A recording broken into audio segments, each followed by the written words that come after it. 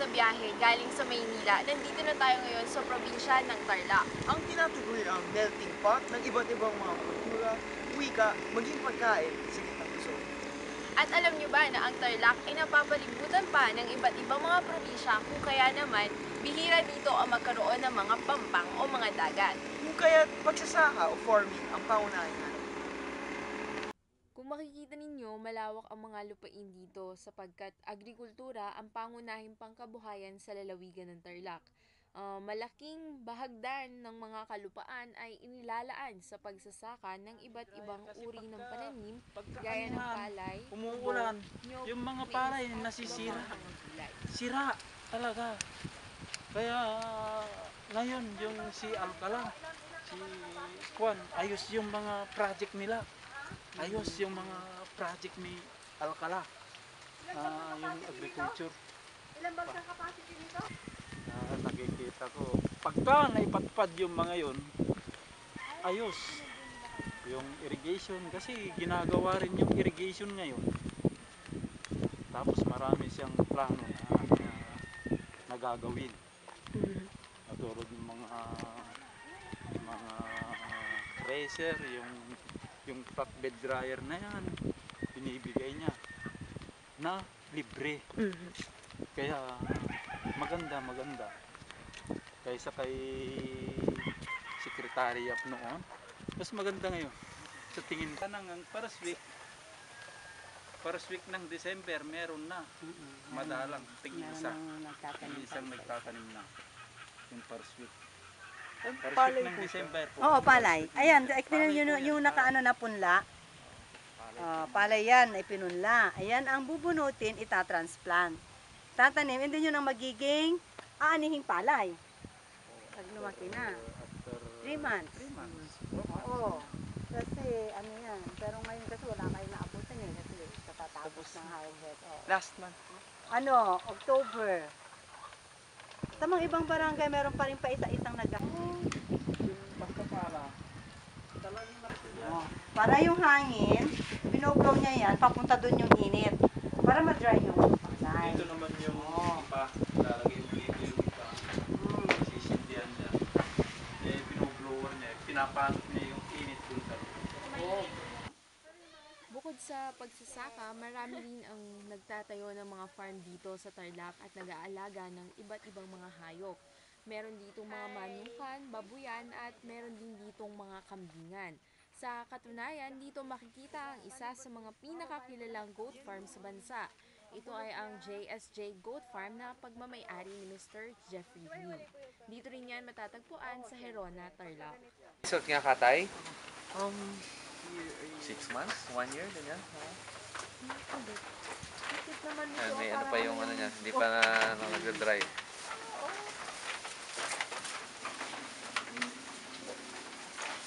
Ha? Hindi. Ang part, itong breed na ito, Dorper breed sila, Dorper breed, they are raised for their meat. Kaya ang wool nila, kita nyo manipis lang, tapos nagsha-shed off pa siya mag-isa.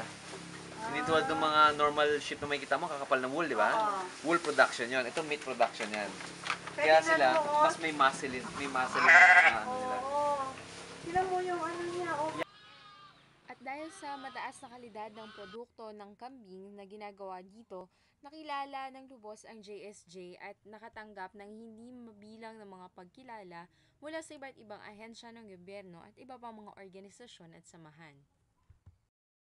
Nandito tayo ngayon sa bayan ng Herona na pinamumunuan ni Honorable Mayor Dennis Norman Higo.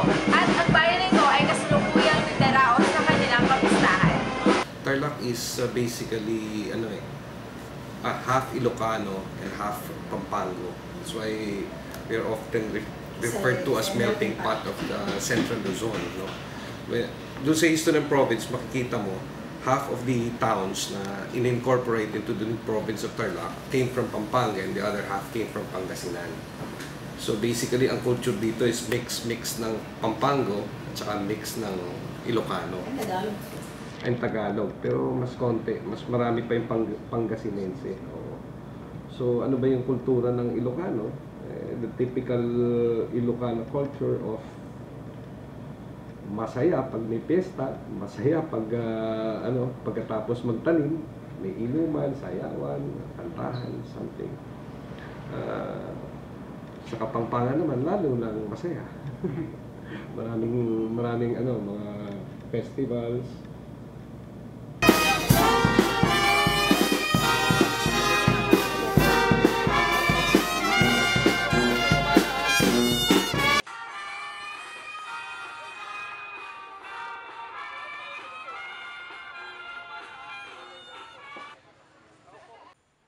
Hindi na bago sa mundo ng politika, lalo na sa mga probinsya dito sa ating bansa, ay ang sistema kung saan magkakamag-anak ang mga may hawak ng posisyon dito sa gobyerno. At dito sa bayan ng Herona ay kitang-kita din ang ganitong klase ng sistema. Sa katunayan ay 5 henerasyon na ng mga Tanyedo at Go ang namumuno dito sa bayang ito. At syempre, hindi rin naman magpapahuli ang mga kilalang pagkain dito sa Tarlac gaya ng dinengdeng, kalderetang kambing at pinakbet. Dito, Herona is Ilocano already.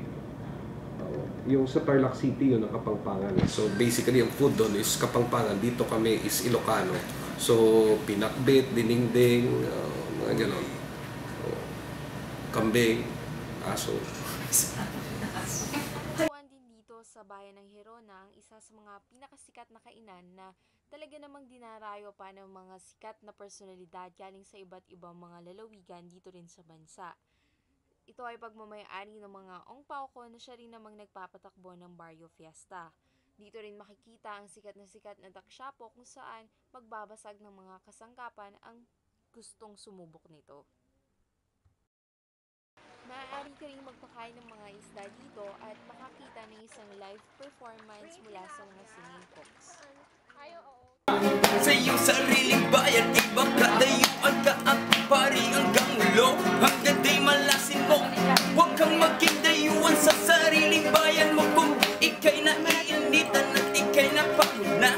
Tagaytay o sa Baguio, doon magpahinga. Ngunit pari ko, ang gusto mo ay mag-enjoy na tunay. Halika at mag-swimming ka sa Subic Cobra. And I was like, baby, baby, baby, like baby, baby, baby, like baby, baby, baby, you thought you'd always be mine, baby, baby, baby, like baby, baby, baby, like baby, baby, baby, you thought you'd always be mine.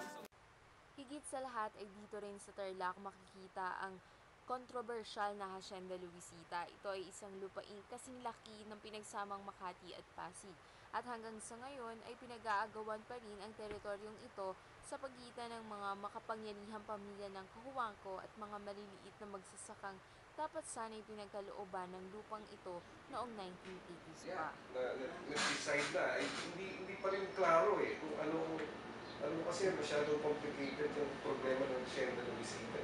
Yung mga nanggulo dyan, hindi naman mga talagang legitimate farmers sa Hacienda Luisita.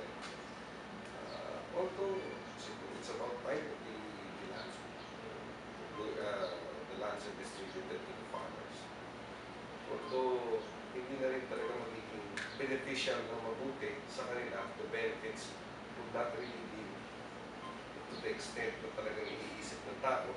Kasi, from the original 1,000 farmer beneficiaries, 6,000 na sila ngayon, or 9,000 na yata, less than 5,000 hectares na lang ang Hacienda Luisita. So, each farmer beneficiary would receive only about 6,000 or 7,000 square meters, insufficient. Tapos, alam mo naman ng sugar, economy of scale, kailangan talaga ang farming niyan is mechanized na, modern agriculture na. Kasi hanggang ngayon, pinakamataas ang production cost natin ng sugar sa buong mundo na tubo. Pero yung iba naman, yung ibang mga magsasaka, on their own, nagtanim sila, sarili nila. Hindi na Hacienda Luisita Management. For 3 years na, hindi nagpapatanim ang Hacienda Luisita Management. Yung mga farmers, sila nangangapital, they plant sugar cane on their own. Siguro mga 30-40% ng Presidente Luisita ang nataniman lang ngayon. At syempre, hindi naman natin pwedeng kalimutan ang mga historical na kaganapan dito sa Tarlac. Dito sa lalawigang ito sinasabing natapos ang Death March kung saan 75,000 na sundalo ang sapilitang pinalakad noong ikalawang digmaang pandaigdig. What's the role for basically agriculture? Yeah, and it's proud history and heritage. We have here revolutionaries. Unos is a national hero. Of course, General Serpiñano Aquino. Ito is a hero ng grandfather. So, isa yun sa mga reason, the sun, one of the first provinces that revolted against Spain.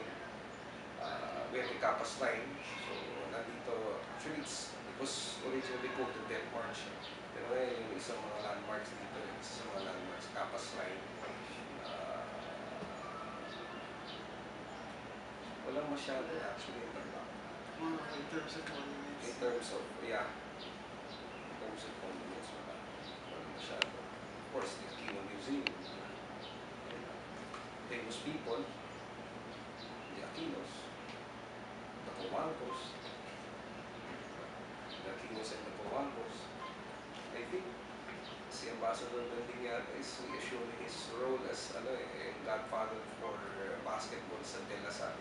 He was telling us last Monday